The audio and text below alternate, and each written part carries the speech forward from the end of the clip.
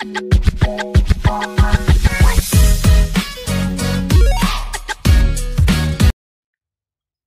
is sekerlik die gewildste dogtersport in Suid-Afrika. 'n bal, 4 kantlyne, 3 doelderdes, 2 pale, 14 speelsters en 2 skeieregters. 'n klomp reëls, hoë bespanning en baie pret.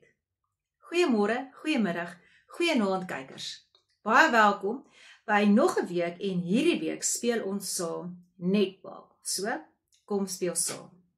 Van die kleinste graad R dogtertjie tot die oorbelaaide matrikulant is bereid om baie ure in die son deur te bring ter wille van netbal, om dit te oefen, meer daarvan te leer en dit te speel.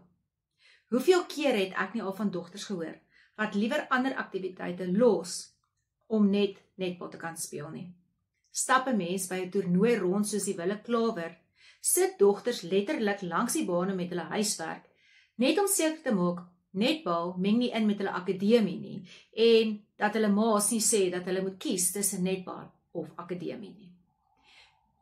Netbal in Suid-Afrika is op die oog af gesond en wanneer ons bietjie meer in diepte gaan kyk hoe die strukture in mekaar gesit word, is dit dalk opmerklik om te sien hoe baie daar aan netbalontwikkeling gegee word. Maar, die ander kant, tog sien ons vir die Protea se toer van onlangs na Nieu-Seeland en Australië en ook die internasionale jeugwêreldbeker in Gibraltar, dat lande waar netbal al 'n professionele sport is, tog 'n kort koppie voor Suid-Afrika bly. Nie dat netbal in Suid-Afrika stil staan nie. Ek het alreeds in my eerste episode van Kom Speel Saam verwys na die ongelooflike hoeveelhede hoërskole in Suid-Afrika wat op 'n kompeterende vlak netbal speel.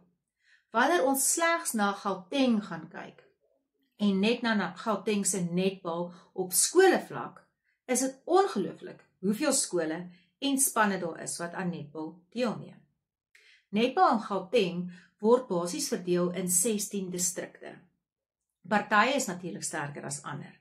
En die vernaamste distrikte is byvoorbeeld D1, en dit is nou basies Pretoria Oos se kant, Bronkhorstspruit se kant. D3 wat Tshwane Noord is, dit sluit in byvoorbeeld die Mootskole en Noord van die Berg. D4 wat Tshwane Suid is, dit is baie van die ou Afrikaanse tradisionele Afrikaanse skole, maar ook baie Centurion skole en dit sluit ook privaat skole in, soos byvoorbeeld Cornwall Hill College en Midstream College. Dan het ons vir Ekurhuleni Noord, dis D6, D11 is Johannesburg Suid, D12 Rodepoort, D15 Tshwane Wes en dan D16 Ekurhuleni Suid, net om 'n paar te noem. Nou, die 3 topdistrikte in hierdie groep is definitief D4, D6 en D16. En hulle is nogal kragte om mee rekening te hou, selfs op SA vlak, en dit is veral D4 wat gereeld koning kraai. Hierdie distrikte organiseer netbalgeleenthede insluitende die plaaslike toernooie en kwalifiserende rondes. Die topspanne van hierdie distrikte vorder dan na verdere hoë vlak kompetisies teen ander provinsies se spanne. Die distrikte bied plaaslike toernooie en kwalifiserende rondes aan, met wenspanne wat dan nou na provinsiale en nasionale geleenthede gaan, soos byvoorbeeld die jaarlikse All Ages toernooi, die Telkom kampioenskap, die Khai Motsepe kampioenskappe vir onder 15s en dan ook die DStv uitdaagreeks vir onder 19 spanne. Distrikte word erken vir hulle prestasies. Byvoorbeeld D4, D6 en 16 is almal al aangewys as distrik van die jaar by die onlangse Gautengse skole sporttoekennings. Maar ook is dit baie belangrik om te besef, 'n distrik soos D4 bevat skole soos byvoorbeeld die Hoërskool Menla Park, Afrikaans Hoër Meisieskool Pretoria, Laerskool Wierda Park en Laerskool Garsfontein, wat werklik waar jaarliks by die SA's kragte is om mee rekening te hou. Nou, wanneer ek verwys na GSS of GSS, is dit basies die afkorting wat staan vir Gautengse skole sport. So ek gaan net terwille van maklike vloei heeltyd verwys na GSS. Nou GSS netbal hou ook ander kompetisies, byvoorbeeld die Gautengse kampioenskappe vir verskeie ouderdomsgroepe in 'n variasie van standaard netbal wat ons Fast 5 noem en dit word gewoonlik na afloop van die standaard netbal seisoen gespeel. Spelers ding dan op hoë vlakke mee en daar is ook Suid-Afrikaanse skole spanne of SASN is hulle afkorting vir onder 16, 17 en 18 spanne. GSS netbal is baie bevoorreg om verskillende borge te hê, byvoorbeeld Spur, die Motsepe Stichting en Outsurance. Nou Outsurance, net soos die rugby skeieregters, hulle klere, hulle borg ook die netbal skeieregters se klere. So die top skeieregters dra hierdie ongelooflike lemmetjie groen en skelpers uitrustings. Ek het self so 'n pakkie, niemand kan mens miskyk nie. En glo vir my, almal weet, jy is die skeieregter wanneer jy by die baan opdaag. Soos wat julle kan hoor, is Gauteng werklik waar vol netbal.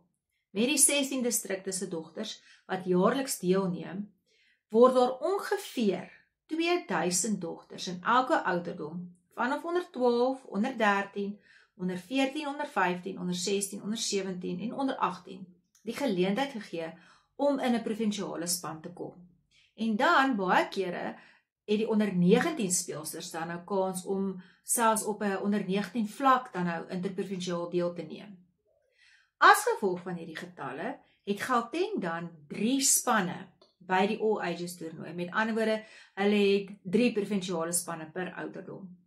En hierdie spanne het dan ook 'n sekere naam, soos Batu of Delta of Gamma, dis die 3 name van die Gauteng spanne, en dan neem hulle so deel.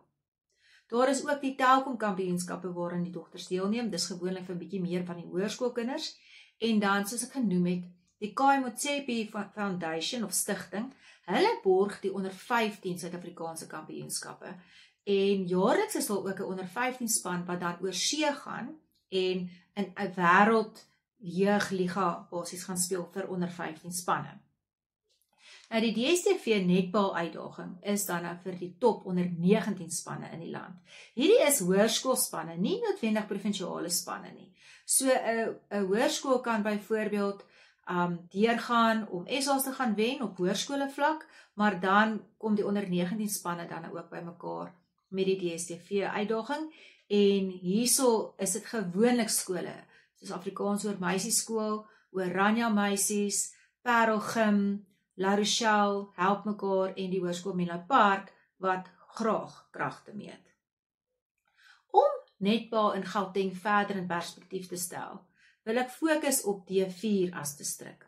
Nou, in D4 alleen is daar ongeveer 65 laerskole wat aan die netbal liga deelneem.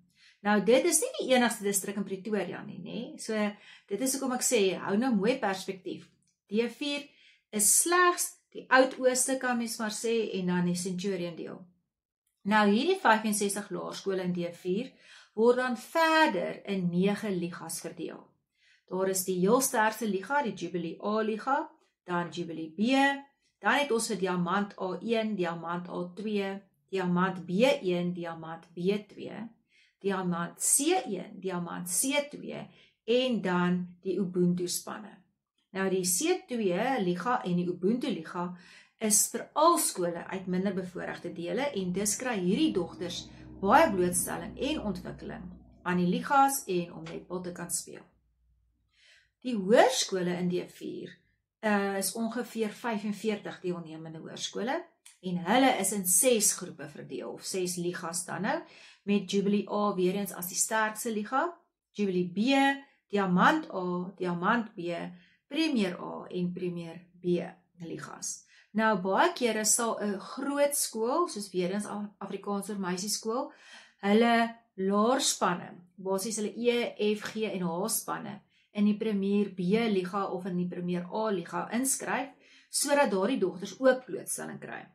Dink 'n bietjie, as daar 7 dogters in 'n span is en jy het 8 spanne, netbalspanne per ouderdom, dan is dit eintlik maar omtrent tussen 56 en 60 dogters uit 'n groep van potensiaal 200 dogters. Weereens wys dit net die diepte wat daar is in D4, maar ook in Gauteng netbal en op die ou end in Suid-Afrikaanse netbal. So, wat ook moet onthou word, is as 'n laerskool se onder 13 spanne wil liga speel en kompeterend wees en aan proewe deelneem vir Gauteng spanne, moet hulle mini-netbal inskryf. Nou mini-netbal beteken, dit is dogtertjies van ongeveer 6 tot 9 jaar oud, wat baie oulike netbal speel. Frustrerend vir 'n afrigter wat dalk gewoond is aan 'n ouer span en wat gewoond is aan 'n vinnige spel, maar as daardie kleintjies reg geleer word, is dit van onskatbare waarde, omdat hulle van daar af groei en beter word en hulle netbal ontwikkel.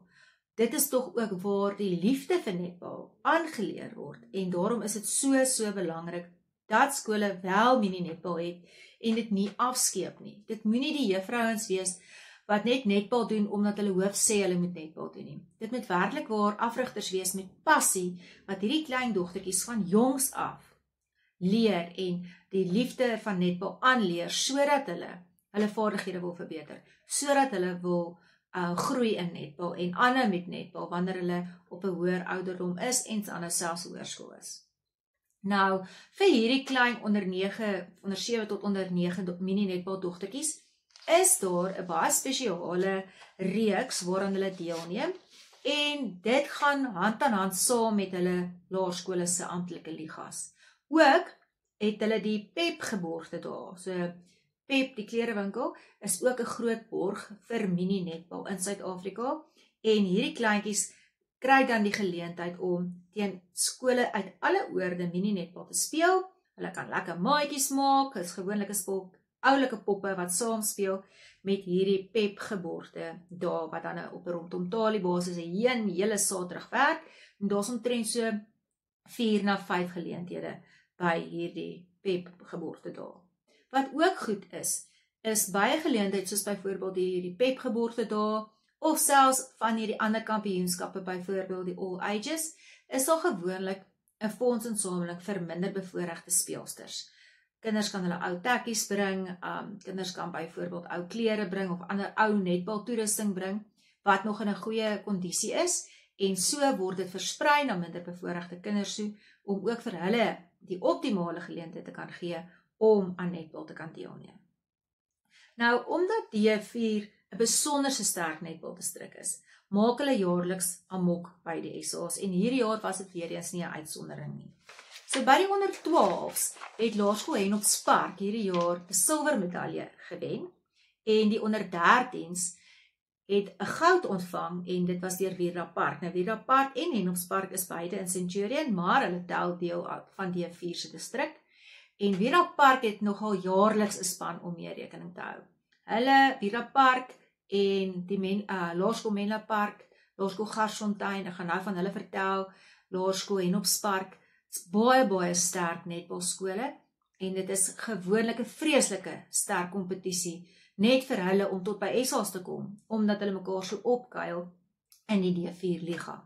En soos ek gesê het, by die onder 13's het Vierda Park hierdie jaar goud gewen by SA's, en dan Laerskool Garsfontein silwer. Soos julle kan hoor, dit was heeltemal 'n Gauteng finaal by die SA's. Dan, op hoërskoolvlak, die onder 14's van Hoërskool Menla Park goud gewen by SA's, die onder 15's van Meisies Hoër, of Afrikaans vir Meisieskool, het brons gewen by die KI Motsepe toernooi, wat dan nou hulle SA's was. Afrikaans vir Meisies onder 16's het goud gewen, en dan tydens die DStv uitdaging, het die Hoërskool Menla Park as die kampioene weggestap. So D4 is oralster, en almal, van die Kaap tot Noord en Limpopo, is bewus van hierdie distrik, en ek wil werklik waar saam met ons bestuur by D4 stem, dat ons is die beste distrik in die land. Nou, ander geleenthede wat netbal in Suid-Afrika bied, is byvoorbeeld dan nou die sogenaamde Fast 5 toernooi en die Hoops toernooie. Albei is formate van netbal, of die standaard netbal, met hier en daar bietjie variasies, en dit is nogal lekker pret. Nou, die beste om veral Fast 5 te beskryf, is dat dit soos 7's is, of 7's is in rugby. Fast 5, die naam sê dit ook, daar's slegs 5 spelers in plaas van 7 spelers, en dit is 'n vinniger, korter wedstryd. Hulle speel om met 4 kwarte, waarvan daar elke kwart is slegs 6 minute lank.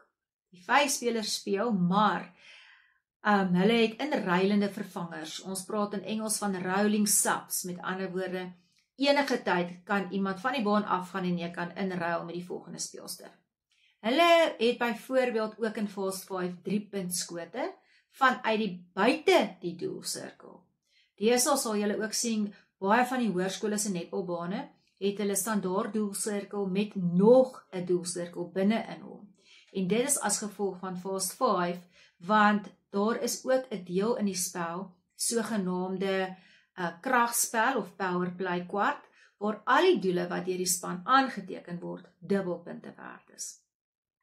Nou, soos ek reeds genoem het, tydens 'n fase 5 wedstryd is daar onbeperkte reilings wat geld en toegelaat word, en die 5 posisies wat heeltyd op die baan moet wees, is dan nou die doel, die hulpdoel, die senter, die hulpverdediger of HV, en dan die verdediger, met ander woorde die V.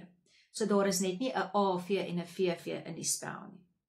Nou, ook interessant, of net ook belangrik om te verstaan, al is die wedstryd korter, is daar nog steeds breuke tussen die kwarte en dan 'n halftyd tussen kwart 2 en kwart 3.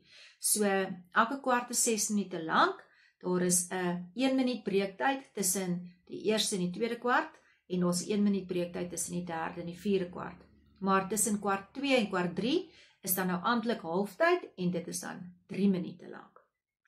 Ietsie anderser van die standaard netbal is, wanneer die sentergooi geneem word, of die eerste senter, word geneem deur die span wat nie die laaste doel aangeteken het nie. In gewone netbal sal ons heeltyd ruil, maar hierdie werk soos in rugby, die span wat nie punte aangeteken het nie, hulle kry dan nou die afgooi. Gebruik ook soos gewoonlik 'n muntstuk om die loting te bepaal oor wie eers afgooi, en daardie eerste afgooi geld vir kwart 1 en kwart 3, en kwart 2 en kwart 4, net om dit bietjie interessanter te hou. So, die puntetelling verder in fase 5 werk sodat jy kry 'n punt wanneer jy in die binneste, kleinste sirkel staan en 'n doel skiet. Jy kry 2 punte per doel wanneer jy vanaf tussen die binne en die buite sirkel staan en 'n doel skiet. En dan kry jy 3 punte wanneer jy 'n doel skiet vanaf buite die doelsirkel, maar dit moet in die doel derde wees. En ons noem dit die supershoot of die superskoot, as jy nou suiwer Afrikaans wil gebruik. Dan is daar die sogenaamde powerplay of kragspel, en elke span het 'n aangewese powerplay kwart, waar alle doele wat dan aangeteken word, dubbelpunte werd is. Met ander woorde, as ons 'n brawe speelster het, wat 'n 3-punt skoot neem van buite die sirkel, kan daardie 3 punte skielik 6 punte word, en so bly die spel se punte eintlik heeltyd baie naby aan mekaar, en jy het heeltyd 'n kans om tog in te haal en dan dalk te wen. Verder, die doele kan slegs deur die doel en die hulpdoel gegooi word, net soos in gewone netbal, en die skeieregters dui die hoeveelheid punte aan wat daardie spesifieke doel was na afloop daarvan. So, as dit 'n 3-punt doel is, sal die skeieregter 3 wys, of 'n 6 punte, of 'n 2 punte, of dan nou 'n 1 punt. Ander reëls, net soos in standaard en netbal wat tel, is voetfoute, hantering, gewone kontak, obstruksie, daardie bly presies dieselfde. Nou, dit is nogal 'n opwindende spel, en ek weet, internasionaal speel hulle al baie fase 5, en ek vermoed fase 5 gaan al hoe groter word, ook in laerskole. Op hierdie stadium is dit baie hoërskole wat dit speel, maar ek weet in die laaste ruk het van die sterker laerskole, in D4 byvoorbeeld die Jubilee A laerskole, dit sal dan nou wees Laerskool Garsfontein, Laerskool Menlo Park, Laerskool Constantia Park, Laerskool Henops Park en so aan. Hulle het ook nou al begin met fase 5 en daar word klein toernooie gehou. Dit is baie lekker vir hulle fiksheid. So dit is werklik waar 'n spel wat lekker gespeel word, net soos wat ons nou al gesien het met sewes in rugby of selfs raak rugby, wat goed is vir die mense se fiksheid. Nou, ek het vandag die voorreg gehad van 2 dinge. Ek was by 'n wonderlike netbalkursus gewees wat gespesialiseer het op doelafrigting, doele en hulpdoele afrigting, en ons het nou ook in die laaste toernooi teen Australië en Nieu-Seeland gesien, hoe belangrik het is dat die doele en hulpdoele se doelpersentasies baie hoog is. Jy kan nie op internasionale vlak speel en werklik onder 'n persentasie van 90% doelakkuraatheid hê nie. So, die kursus is vandag toe nou aangebied deur een van Suid-Afrika se netbal-ikone, Elise Kotse. Nou, Elise Kotse was onderkaptein van die Protea netbalspan, wat in 1995 'n silwer medalje by die netbal wêreldbeker in Engeland gewen het.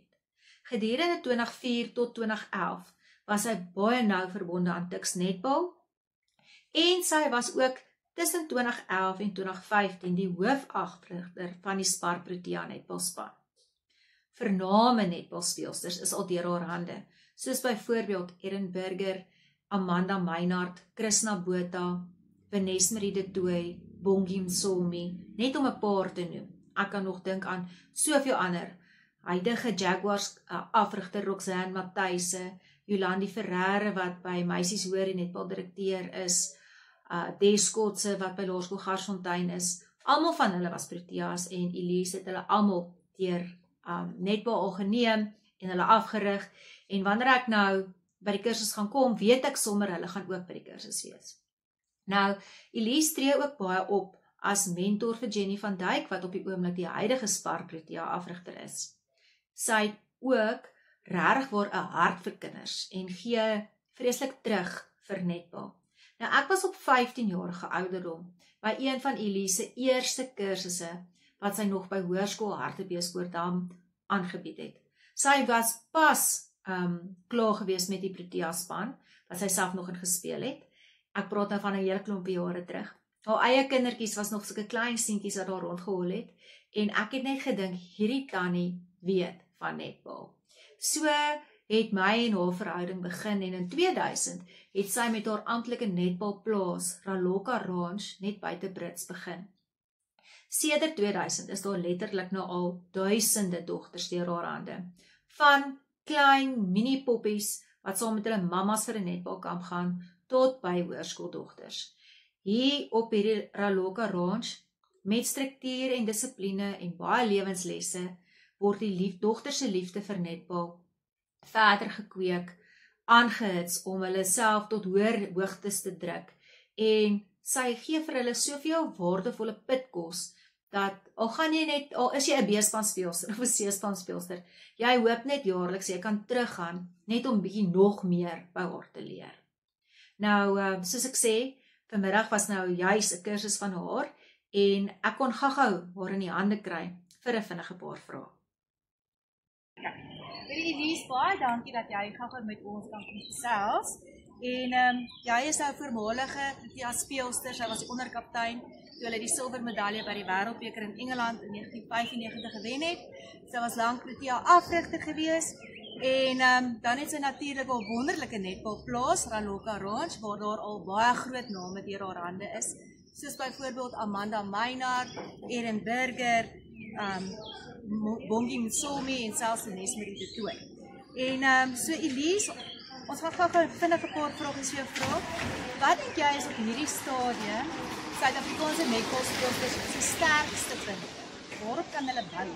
Die sterkste punte, kyk, ek glo onvoorwaardelik in die potensiaal van Suid-Afrikaanse netbalspelers. Ek dink fisies kan ons kompeteer enige land in die wêreld. Ek dink die akkuraatheid van ons doele, as ons kyk na ons doelpersentasies in die afgelope internasionale wedstryde, het ook geweldig toegeneem. En ons kan nie meer terugval op dat dit 'n tyd is wat ons moet leer of aanpas nie. Dis 'n lekker groep spelers met genoeg ervaring. Ek dink ons voldoen aan internasionaal wêreldstandaarde.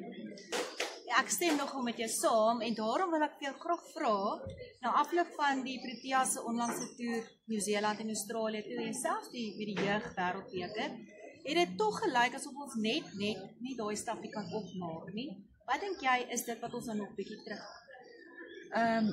Jy weet wat vir my partykeer bietjie dwars in die krop steek, is dat leuke, mense wat nie werklik verstaan nie, sal dadelik vinger wys na die afrigtingskorps of ons spelers uitkry. Maar wat hulle nie verstaan nie, is dat ons al vir jare 'n professionele sisteem ontneem is, waarin hierdie spelers as professionele atlete kan werk deelneem en hulle moet dit oorsee gaan doen. Nou, as jy Engeland vergelyk met Australië, jy kan dit nie vergelyk met twee ligas wat hulle daar, professionele ligas wat hulle daar speel nie. Engeland, ek dink nie ons spelers wat in Engeland speel is so gekondisioneer, behalwe moet ek sê Shadine van der Merwe, sy kan teen daai tempo hardloop en sy is gedissiplineerd genoeg. Die ouens wat uit Australiese omgewing is, word jy holisties gevorm, afgerig en mee gewerk. En ek dink werklik waar as Suid-Afrika hulle eie professionele liga waarin ons spelers deeglik gemonitor kan word, waarin ons spelers ten opsigte van die verwagting van internasionale netbal geoefen en blootgestel kan word, dan gaan ons definitief.